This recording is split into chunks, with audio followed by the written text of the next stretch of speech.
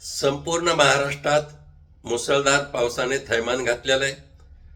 मराठवाड्यासह पश्चिम महाराष्ट्रातला सोलापूर जिल्हा देखील महापुराने चोहोबाजूने वेढला गेलेला आहे। शेतकरी, सामान्य जनता, कष्टकरी भयानक संकटात आहे। सोलापूर जिल्ह्यातले गावाची गावं पाण्यात असताना आणि एवढं भयानक संकट असताना त्या लोकसभा मतदारसंघाच्या खासदार प्रणितीताई शिंदे आहेत कुठं? आपल्या जनतेला संकटात सोडून पाण्यामध्ये ठेवून बिहार विधानसभा मतदारसंघाच्या दौऱ्यावर आहेत।